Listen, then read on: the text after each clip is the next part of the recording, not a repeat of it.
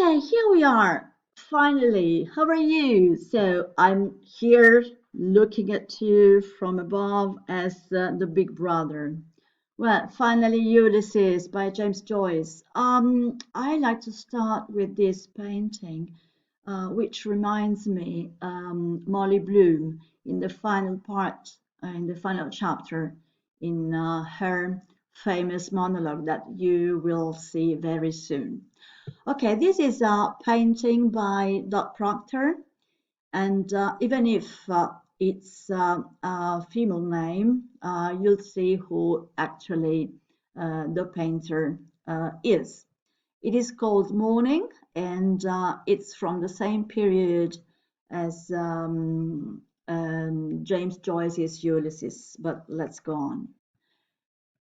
So, Dot Proctor was born Doris Shaw and probably chose her nickname to oppose convention because actually this is a period in which conventions were fought by everybody and above all by artists.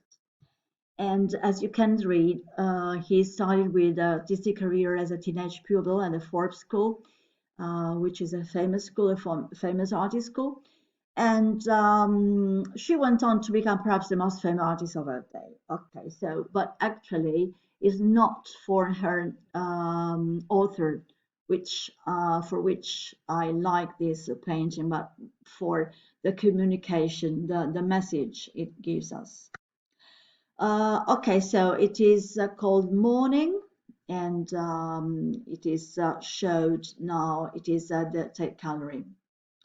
Well, Ulysses. What is Ulysses? You know that it's the most important novel by James Joyce, and it is really an example of modernism. It is a detailed account of a journey, and even the title reminds us of the Homer Odyssey.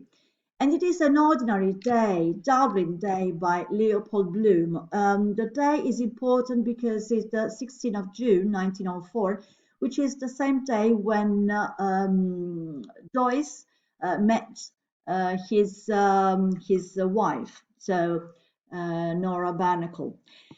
This is a return home of the exile after the confrontation with life and death. Death is a very common theme we will find in Ulysses, but in all Joyce's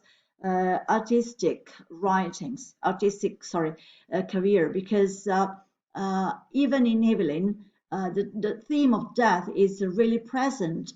One of her brothers has died, and her mother died. So we confront with the theme of death wherever in with Joyce.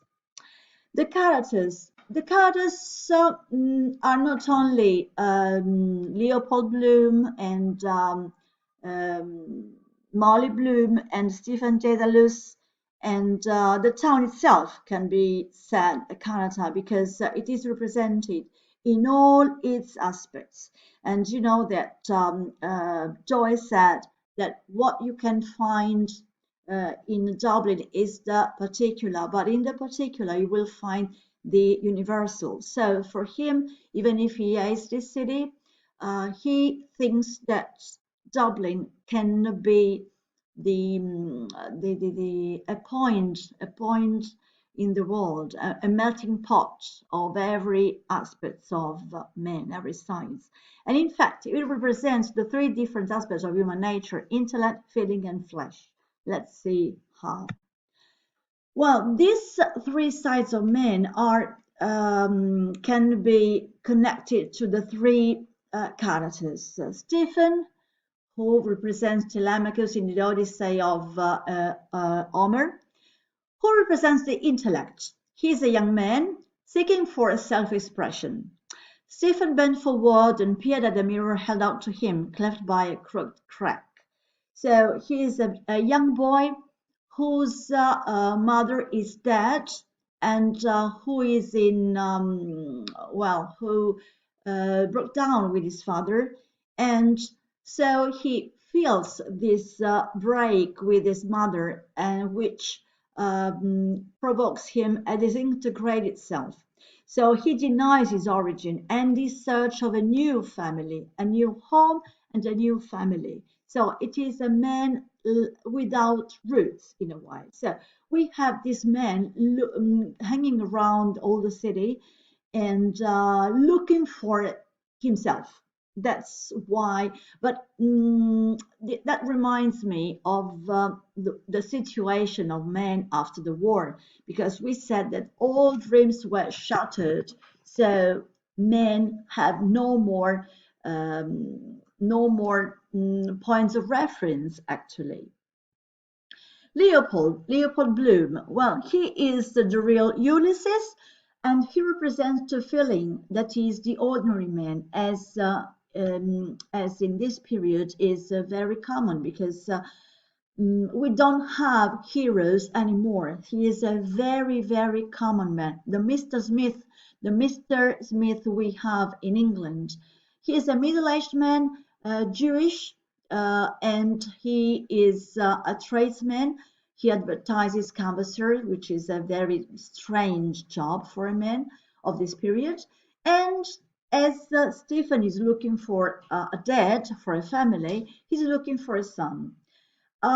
He himself is wandering throughout the city in a sort of exile, but his exile is because he has a family, so he's not looking for a family, but maybe he's looking for a real family because he is married, but his wife is not so faithful, and he's called he is can be said a cuckold, and he's obsessed in a way by the thought of his wife betraying him. That's why he doesn't go back home, because he knows that his wife is having her affair, a sexual affair, so he can't go back home. He doesn't want to go back home. And finally, we have Molly. Molly, who is Penelope, who represents the Penelope, the faithful, unlike Molly, the faithful Penelope. She represents the flesh because she is the woman who likes men not only for their intellect, but even for their, well, we can say sexual activity. So that's why she doesn't like, she doesn't, no, she loves her husband, but she's not attracted by him because he doesn't represent he represents nor flesh nor intellect actually. So she identifies herself with her sensual nature. He's very, very particular as a woman, and actually she doesn't she's not the woman fit for Leopold. She's a semi-professional singer and, as we said, an unfaithful wife. The relationships she has are only sexual intercourses for her satisfaction. So the men she has a love affair with are not. She doesn't love them, but it's only for her pleasure. We can say that.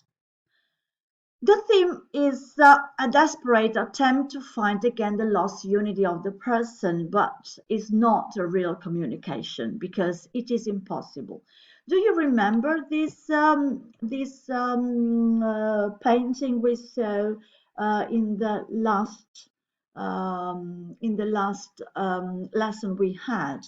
We said this is from by oh my God, Edward Hopper, and you said that is an image of a couple, a man of and a woman from the middle class.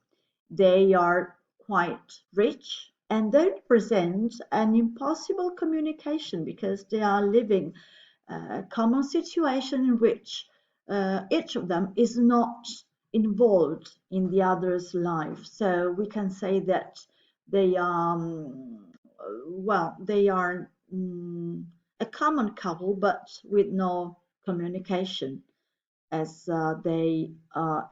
Leopold and Molly are actually. Well, Stephen will continue his search alone because he doesn't meet anybody, and he has no possibility of belonging as a son because he is not a son. He hasn't got any origin. So the self without an origin loses its purpose. That's why he's not returning home, because returning home is meaningless.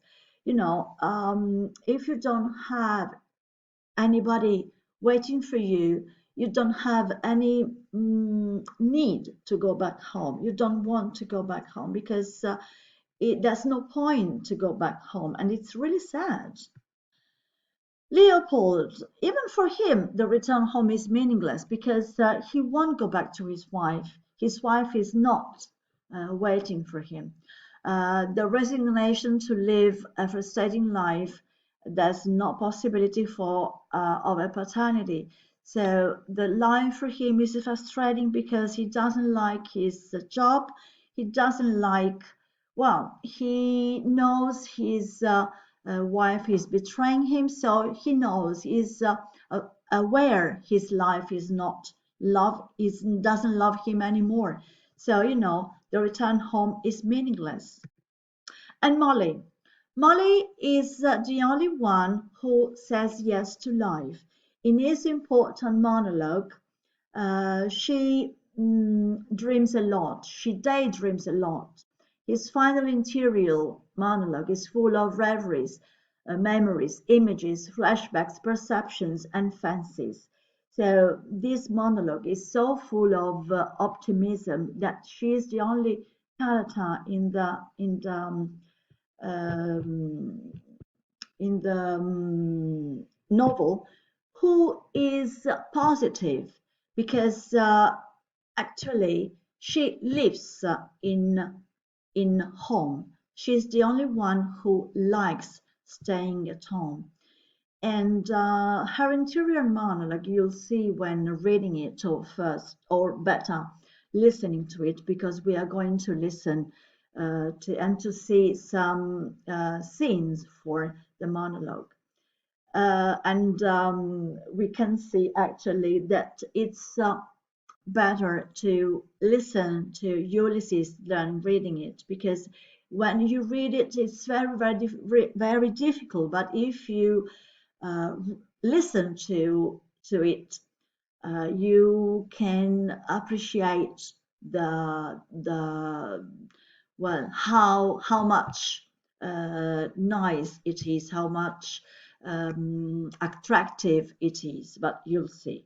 Oh, but better you'll listen, you'll hear.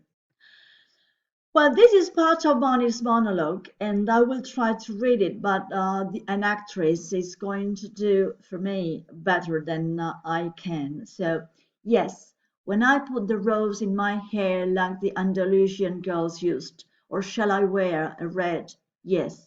And how he kissed me under the Moorish wall, and I thought, well, as well him as another. And then I asked him with my eyes to ask again. Yes.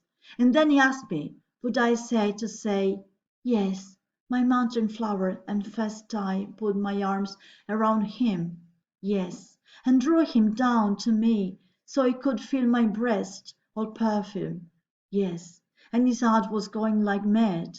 And yes, I said, yes, I will, yes, okay, yes, I. Well, the narrative technique. Let's read this very interesting quote. Rather like wearing earphones plugged into someone's brain and monitoring an endless tape recording of the subject's impressions, reflections, questions, memories, and fantasies as they are tricked either by physical sensations or the association of ideas. Well, I'm going to stop now because the recording time is finishing, and I'm going to make a new video.